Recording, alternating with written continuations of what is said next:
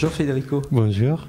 Un nouvel album donc qui s'appelle At the End of the Day. C'est bien ça. Qu'est-ce qu'on va trouver sur cet album? On va trouver de la musique très différente de ce que j'ai fait avant. C'est un nouveau esprit, déjà un nouveau instrument parce que je joue que de la guitare folk. Qu'en avant, j'ai joué pendant des années sur une guitare électrique.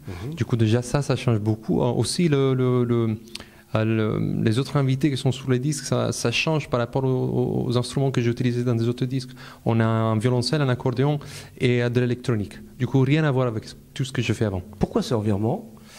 Parce que alors, il y a plusieurs raisons. Déjà pour moi, c'était l'année de préparation au disque, c'était une année de changement personnel.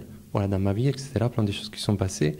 Et après c'était un peu par hasard, disons, parce que j'ai repris la folk il y a 2 ans, justement par hasard, parce que je devais remplacer un guitariste dans une tournée. Moi, j'avais même pas de folk ici à Paris, du coup, j'ai dû récupérer ma vieille guitare.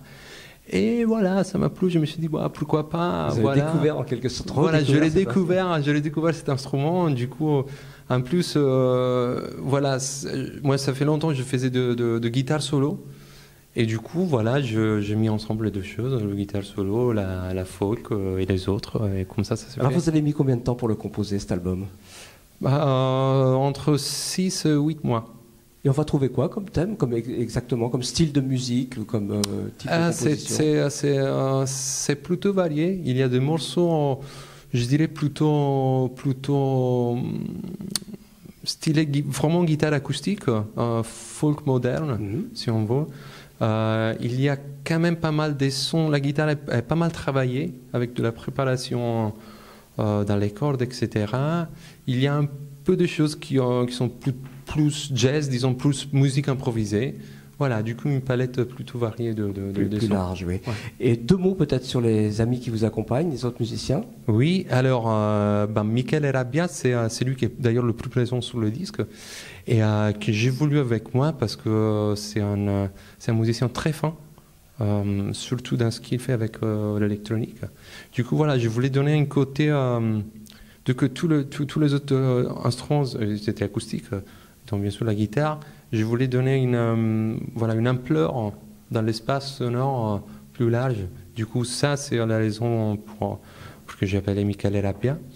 Et Vincent Pellani, c'est lui la cause pour laquelle je l'ai pris la folk, parce que j'étais justement en tournée avec lui quand j'étais parti. Du coup, voilà, c'était la cause, il fallait qu'il y soit. Et bon, il est sur 3 titres. Voilà, il rajoute un couleur mélodique différent que j'aime beaucoup.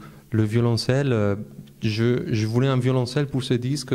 Je trouvais que ça allait vraiment bien avec la guitare. Bon, Vincent Coursois, c'était un choix facile. Voilà, évidemment.